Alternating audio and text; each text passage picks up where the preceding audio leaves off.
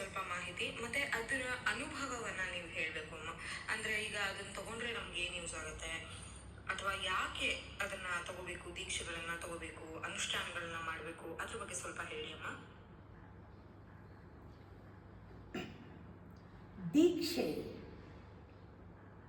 ಅದರಲ್ಲಿ ಬಹಳ ಆಳವಾದ ಅರ್ಥ ಇದೆ.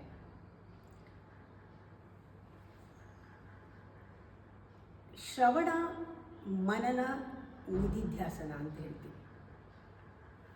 ಕೇಳಿಸ್ಕೊಂಡಿದ್ದೆಲ್ಲ ಒಳಗೆ ಹೋಗುತ್ತೆ ಅನ್ನೋದಿಲ್ಲ, ಅದನ್ನು ಮನನ ಮಾಡಬೇಕು. ಅದು ರಿಪೀಟೆಡ್ ಆಗಿ ನಮ್ಮ ಸಬ್ಕಾನ್ಷಿಯಸ್ ಲೆವೆಲ್ನಲ್ಲಿ ಕೆಲಸ ಮಾಡಬೇಕು.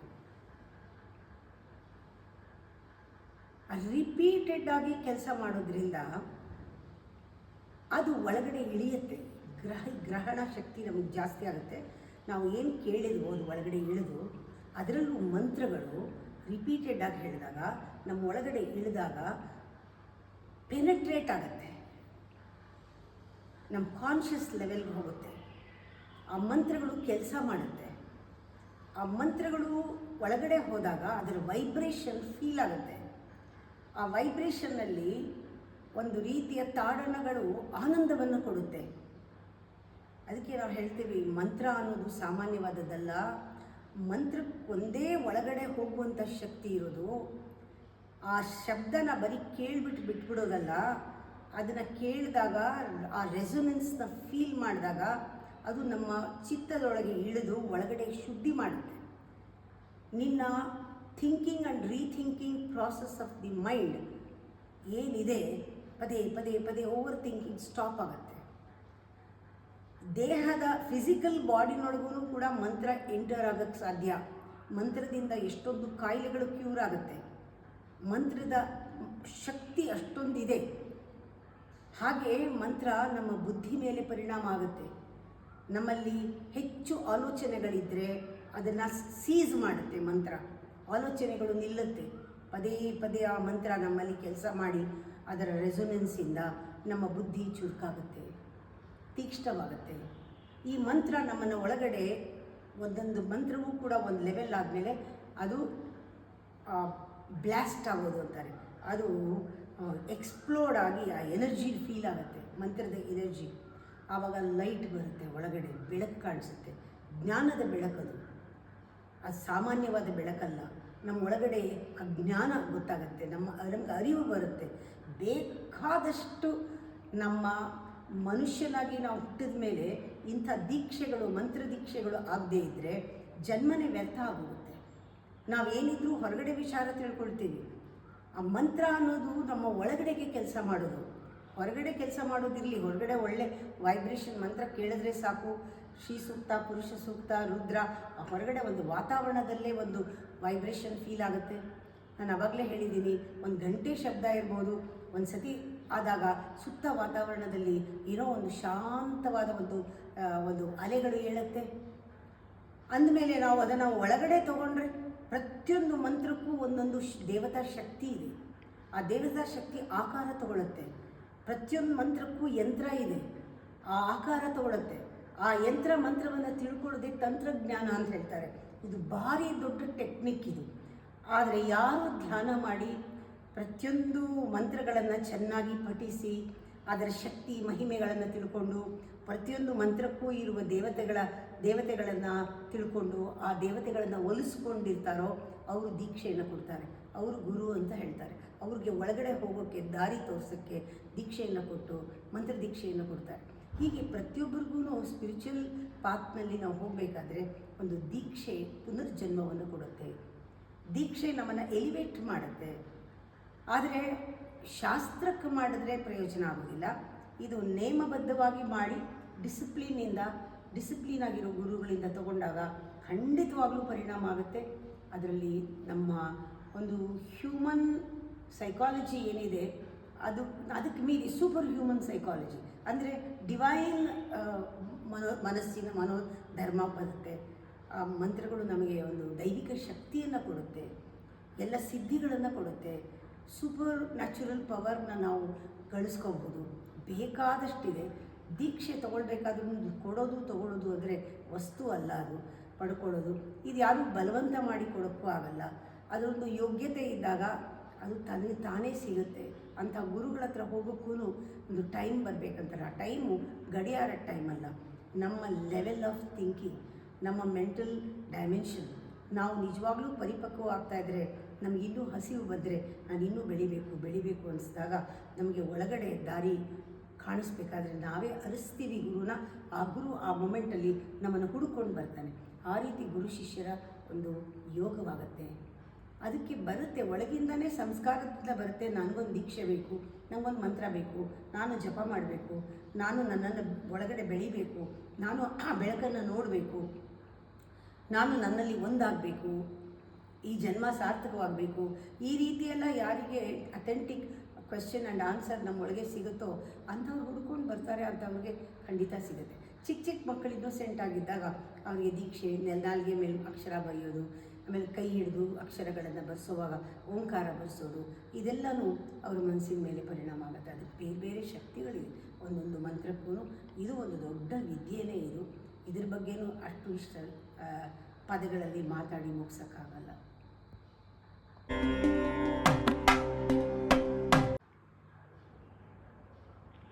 ಅಮ್ಮ, ಅಯೋಧ್ಯ, ಮಥುರಾ, ಮಾಯಾ, ಕಾಶಿ, ಕಾಂಚಿ, ಅವಂತಿಕಾ ಅಂತ ನಾವು ಸ್ತೋತ್ರದಲ್ಲಿ ಕೇಳಿದ್ದೀವಿ. ನಿಮ್ಮ ಕಾಶಿಯ ಎಕ್ಸ್ಪ್ಲೋರೇಷನ್ ಹಾಗೆ ಎಕ್ಸ್ಪೆಂಡಿಷನ್ ಬಗ್ಗೆ ಸ್ವಲ್ಪ ಮಾಹಿತಿ ಕೊಡ್ಬೋದಾ?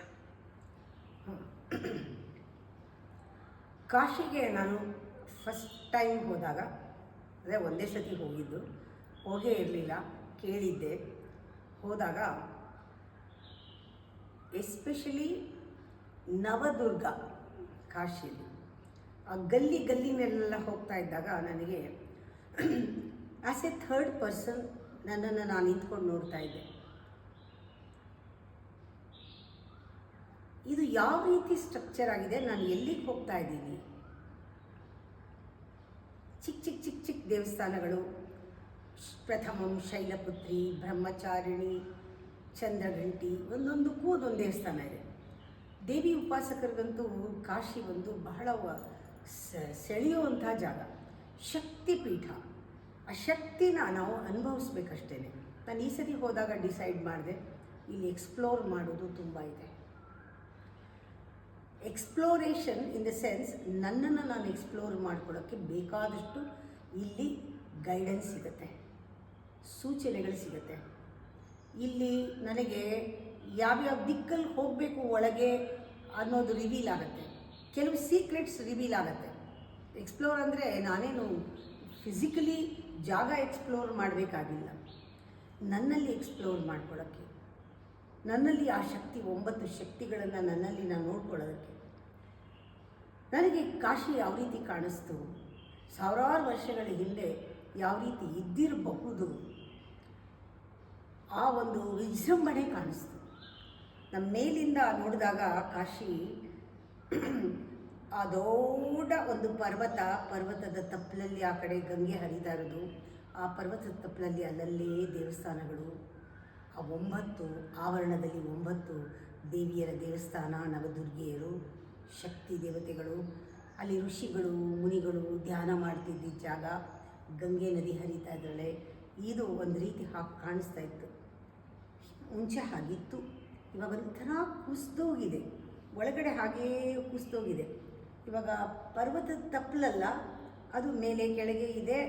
ಅದು ನಾವು ಒಂಥರ ಹೀಗೆ ಹೋಗ್ತಾ ಇದ್ದರೆ ರೋಡ್ಸ್ ಎಲ್ಲ ಒಂದು ಸತಿ ಒಳಗೆ ಹೋಗಿ ಹೊರಗೆ ಬಂದಿದೆಯೇನೋ ಅನಿಸುತ್ತೆ, ಅಷ್ಟು ಬೆಳೆದುಬಿಟ್ಟಿದೆ ಸಿಟಿ ಎಲ್ಲ.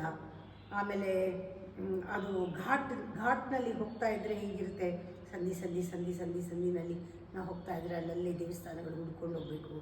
ಅಲ್ಲಿರೋರು ಯಾರಾದರೂ ತುಂಬ ಪರಿಚಯ ಇರೋರು ನಮ್ಮನ್ನು ಕರ್ಕೊಂಡು ಹೋಗ್ತಾರೆ. ಒಂದೊಂದು ದೇವಸ್ಥಾನದಲ್ಲೂ ಅದ್ಭುತವಾದ ಶಕ್ತಿ. ನಮ್ಮ ಎಫರ್ಟ್ ಇಲ್ಲದೆ ಸ್ವಲ್ಪ ನಾವು ರೆಸಿಪ್ರೊಕೇಟ್ ಮಾಡಿದ್ರೆ ಆ ಜಾಗನ, ನನಗೆ ಒಂಥರ ಇಲ್ಲಿ ಏನು ನಡೆದಿರಬಹುದು, ನನ್ನ ಕತೆ ಗೊತ್ತಿಲ್ಲದೇನೆ ಅವರು ಒಂದು 4 ಲೈನಲ್ಲಿ ಈ ಥರ ಒಬ್ಬ ಯೋಗಿ ಇದ್ದ, ಇವನು ಈ ಥರ ಶಿವಲಿಂಗನ ಅಲ್ಲಿಂದ ಎತ್ಕೊಂಡು ಬಂದಿಟ್ಟ, ಎಲ್ಲ ಕತೆಗಳಿದೆ. ಆದರೆ ಆ ಕತೆ ತುಂಬ ವೇಗಾಗಿ ಹೊರಗಡೆಯಿಂದ ಕಾಣಿಸುತ್ತೆ. ಹೌದಾ ಅಂತ ಅನಿಸುತ್ತೆ ಕೇಳಿದವ್ರಿಗೆ, ಆದರೆ ಅದರ ಸೂಕ್ಷ್ಮ ಅವನ ಮೆಡಿಟೇಷನ್ ಹೇಗಿತ್ತು, ಪವರ್ ಹೇಗಿತ್ತು, ದೈವಿಕ ಶಕ್ತಿ ಹೇಗಿತ್ತು, ಇದೆಲ್ಲನೂ ಒಂಥರ ಬಿಚ್ಚಿ ತೋರಿಸ್ದಂಗೆ ನಂಗೆ ಕಾಣಿಸ್ತು. ಪ್ರತಿಯೊಂದು ದೇವಸ್ಥಾನದಲ್ಲೂ ನನಗೆ ಒಂದೊಂದು ಅನುಭವ ಆಯಿತು. ಯಾತಕ್ಕೆ ಇದನ್ನು ಚಂದ್ರಗಂಟಿ ಅಂತಾರೆ, ಯಾತಕ್ಕೆ ಇದು ಕೂಷ್ಮಾಂಡಿ ಅಂತಾರೆ, ಈ ಶಕ್ತಿನ ಯಾತಕ್ಕೆ ಇದು ಇಷ್ಟೊಂದು ಪವರ್ ಇಲ್ಲಿದೆ, ಯಾವ್ಯಾವ ದಿಕ್ಕಲ್ಲಿ ಯಾವ್ಯಾವ ದೇವಸ್ಥಾನ ಇದೆ, ಯಾವ ರೀತಿ ನಿರ್ಮಾಣ ಆಗಿದೆ, ಇದು ಸಿದ್ಧಿದಾತ್ರಿ ಟೆಂಪಲ್ ಯಾಕೆ ಹಂಗಿದೆ, ಪ್ರತಿಯೊಂದು ನನಗೆ ನೋಡ್ತಾ ನೋಡ್ತಾ ಇದು ಏನೋ ಒಂದು ಇದ್ರ ಹಿಂದೆ ಒಂದು ರಹಸ್ಯ ಅಡಗಿದೆ. ಇದ್ರ ಹಿಂದೆ ರಹಸ್ಯ ಹಿಂದೆ ಹೇಗೆ ಇದ್ದಿರ್ಬೋದು, ಯಾವ ರೀತಿ ರಚನೆ ಮಾಡಿರ್ಬೋದು, ಯಾವ ರೀತಿ ಜನಗಳು ಅದನ್ನು ರಕ್ಷಿಸ್ಕೊಂಡಿರ್ಬೋದು, ಎಲ್ಲ ಒಡೆದು ಹಾಕ್ಬಿಟ್ಟಿದ್ದಾರೆ. ಎಲ್ಲ ಹಾಳಾಗಿದೆ ಟೆಂಪಲ್ ಎಲ್ಲ. ಇನ್ನು ಹಾಳಾಗಬಾರ್ದು ಅಂತ ಆ ಟೆಂಪಲ್ನ ರಕ್ಷಿಸೋದಕ್ಕೆ ಟೆಂಪಲ್ ಇಲ್ಲಿದ್ರೆ ಸುತ್ತ ಮನೆ ಕಟ್ಕೊಂಡಿದ್ದಾರೆ. ಅವ್ರ ಬಚ್ಚಲ ಮನೆ ನೀರಿಗೆ ಬರ್ತಾ ಇದ್ದರೆ ಅಲ್ಲಿ ದಾಟ್ಕೊಂಡು ಹೋಗ್ಬೇಕು ಟೆಂಪಲ್ ಒಳಗೆ. ಸುತ್ತ ಜನ ಇದ್ದಾರೆ, ಟೆಂಪಲ್ ಕಾಣೋದೇ ಇಲ್ಲ. ಅಲ್ಲಿ ಏನೋ ಒಂದು ಶಕ್ತಿ ಪೀಠ ಇದೆ ಅಂತ ಗೊತ್ತಾಗೋದೇ ಇಲ್ಲ. ಈ ಥರ ಆವಿಸ್ಕೊಂಡಿದ್ದಾರೆ ಜನ. ಅಲ್ಲಲ್ಲೂ ಮಸೀದಿಗಳು ಇದೆ, ಮಸೀದಿ ಪಕ್ಕದಲ್ಲೇ ಟೆಂಪಲ್ ಬರುತ್ತೆ. ಆ ಮಸೀದಿಗೂ ಇದಕ್ಕೂ ದೊಡ್ಡ ದೊಡ್ಡ ಗೋಡೆಗಳಿದೆ. ಇದೆಲ್ಲ ಏನೋ ಕಥೆಗಳು ಹೇಳುತ್ತೆ, ಏನೋ ಒಂದು ಆ ಜಾಗದ ಒಂದು ಶಕ್ತಿ ಮಹಿಮೆ ಏನೋ ಒಂದು ರೀತಿ ರಿವೀಲ್ ಆಗುತ್ತೆ. ಅದು ಸಾಲದು, ಟೈಮ್ ಸಾಲದು. ಅಲ್ಲಿ ಕೆಲವು ಪ್ಲೇಸಸ್ ಎಲ್ಲ ಇದೆ, ಒಂದು ಕಡೆ ಇದ್ದು ತುಂಬ ಕಡೆ ಹೋಗಬೇಕು, ಕೂತ್ಕೋಬೇಕು, ಸ್ನಾನ ಮಾಡಬೇಕು, ಧ್ಯಾನ ಮಾಡಬೇಕು, ಜಪ ಮಾಡಬೇಕು. ನಮ್ಮ ಸೂಕ್ಷ್ಮ ಶರೀರಗಳಲ್ಲಿ ನಾವಲ್ಲೆಲ್ಲ ಓಡಾಡಬೇಕು. ಆವಾಗ ಬೇಕಾದಷ್ಟು ಸಿಗುತ್ತೆ ನಮಗೆ ಒಳಗಡೆ ಹೋಗೋದಕ್ಕೆ. ಎಷ್ಟು ಎಕ್ಸ್ಪ್ಲೋರ್ ಮಾಡಿದ್ರೂ ಕೊನೆಯೇ ಇಲ್ಲ. ಬಹಳ ನನಗೆ ಒಂಥರ ಇನ್ಕಂಪ್ಲೀಟ್ ಫೀಲಿಂಗಿಂದ ವಾಪಸ್ ಬಂದೆ. ಮತ್ತು ಒಂದು ಸಂಕಲ್ಪ ತೊಗೊಂಡು ಬಂದಿದ್ದೀನಿ, ಅಲ್ಲೊಂದು 6 ತಿಂಗಳು ಒಂದು ಮನೆ ಮಾಡಿಕೊಂಡು ಇರಬೇಕು. ನನ್ನ ಸಾಧನೆ ಒಳಗಡೆ ಹೋಗಬೇಕಾದ್ರೆ ಅಂಥ ಒಂದು ಜಾಗ ಬೇಕಾಗತ್ತೆ. ಎಂಥ powerful place Kashi, can't imagine. ಇವಾಗ ಈ ಕಡೆ ಎಲ್ಲ ಚೆನ್ನಾಗಿ ಮಾಡಿದ್ದಾರೆ, ಆದರೆ ನವದುರ್ಗ ಇರೋದು ಆ ಗಲ್ಲಿಗಳಲ್ಲಿ ಏನೂ ಮಾಡೋಕ್ಕಾಗಿಲ್ಲ. ಅದು ಹಾಗೇ ಇದೆ. ಅದು ಹಾಗೇ ಹೋದರೆ ಒಳಗಡೆ ಏನೋ ಒಂದು ಹಿಂದೆ ಹೇಗಿದ್ದಿರಬಹುದು, ಇವಾಗ ಹೇಗಾಗಿದೆ, ಒಂದು ಸ್ವಲ್ಪ ಇತಿಹಾಸ ಕೂಡ ಗೊತ್ತಾಗುತ್ತೆ. ಅದನ್ನು ಹೇಳೋಕ್ಕೆ ಟೈಮ್ ಸಾಲದು.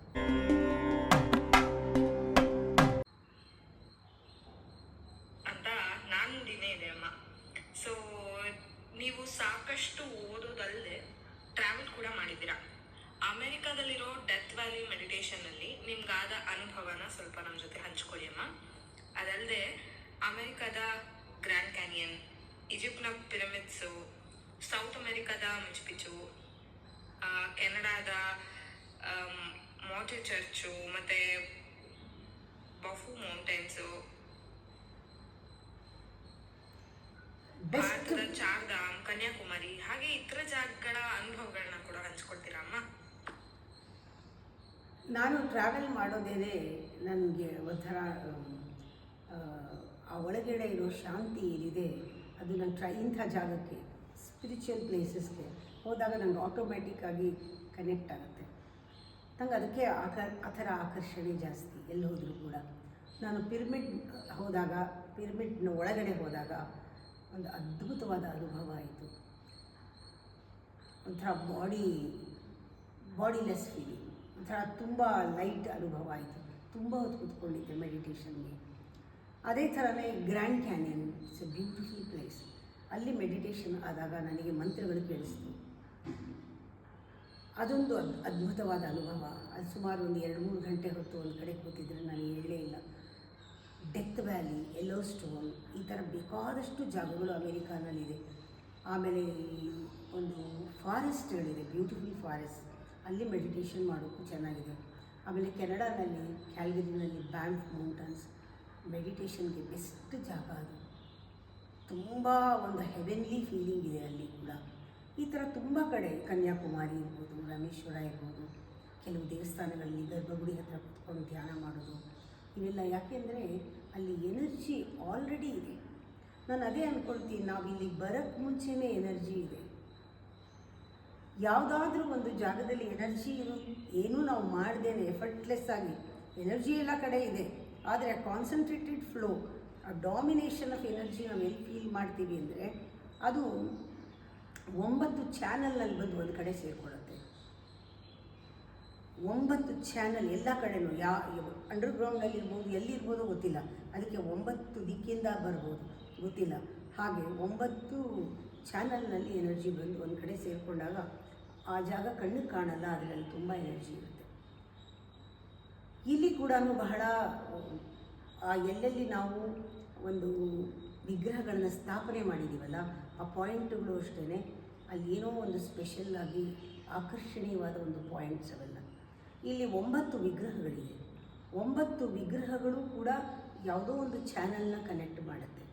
ಅದರಿಂದ ನಾವು ಧ್ಯಾನ ಮಂದಿರ ಮಾಡಬೇಕಾದ್ರೆ ಒಂದೊಂದು ವಿಗ್ರಹವನ್ನು ಅದಕ್ಕೆ ಒಂದು ಸ್ಪೆಷಲ್ ದಿವಸ, ಶಿವನಿಗೆ ಪ್ರದೋಷದ ದಿವಸ, ಅಥವಾ ಗಣಪತಿಗೆ ಸಂಕಷ್ಟಹರ ಗಣಪತಿ ಚೌತಿ ದಿನ, ಸುಬ್ರಹ್ಮಣ್ಯನಿಗೆ ಷಷ್ಠಿ ದಿನ, ಶನಿವಾರ ಶನೇಶ್ವರನಿಗೆ, ಎಲ್ಲೆಲ್ಲಿ ದಕ್ಷಿಣಾಮೂರ್ತಿ ಗುರುವಾರ, ಈ ರೀತಿ ನಾವು ದೇವಿ ಶುಕ್ರವಾರ, ಈ ರೀತಿ ನಾವು ಸ್ಪೆಷಲ್ ದಿವಸ ದೇವಿ ಕಲ್ಯಾಣ ಮಾಡೋದು, ಗಿರಿಜಾ ಕಲ್ಯಾಣ ಮಾಡೋದು, ಗುರುಗಳಿಗೆ ಅಭಿಷೇಕ ಮಾಡೋದು, ದಕ್ಷಿಣಾಮೂರ್ತಿಗೆ, ಈ ಥರ ವಿಶೇಷವಾದ ಒಂದು ವಿಜೃಂಭಣೆಯಿಂದ ಒಂದು ಸಂಭ್ರಮಿಸಿ ಅಲ್ಲಿ ಒಂದು ವಿಶೇಷವಾದ ಪೂಜೆಯನ್ನು ನಡೆಸಿ ಕಳೆಯನ್ನು ಕಟ್ಟಿ ಆ ಕಳೆಯನ್ನು ತಂದು ಕೂಡಿಸ್ಕೊಂಡು ನಾವು ಎಲ್ಲಿ ಧ್ಯಾನ ಮಾಡ್ತೀವೋ ಅಲ್ಲಿ 9 ಕಳೆಗಳನ್ನು ಶೇಖರಿಸಿಬಿಟ್ಟು ಆ ಮೆಡಿಟೇಷನ್ ಹಾಲ್ನಲ್ಲಿ ಸೆಂಟರ್ನಲ್ಲಿಟ್ಟು, ಆಮೇಲೆ ಪ್ರತಿಯೊಂದು ರುದ್ರಾಕ್ಷಿಯು ಶಿವ ಆಗುವಷ್ಟು ಶಕ್ತಿ ಕೊಟ್ಟು ಅಲ್ಲಿ ಶಿವಲಿಂಗವನ್ನು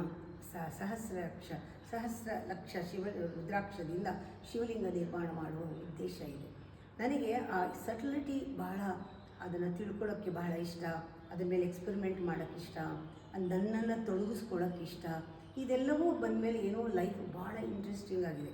ಅದಕ್ಕೆ ಎಲ್ಲೋ ಸ್ಟೋನ್ ಇರ್ಬೋದು, ಡೆತ್ ವ್ಯಾಲಿನಲ್ಲೂ ಟೋಟಲಿ ಒಂದು 2 ಅವರ್ಸು ನನ್ನ ಬಾಡಿನಲ್ಲಿ ಇರಲಿಲ್ಲ. ಅಂಥ ಒಳ್ಳೆಯ ಸೈಲೆನ್ಸು.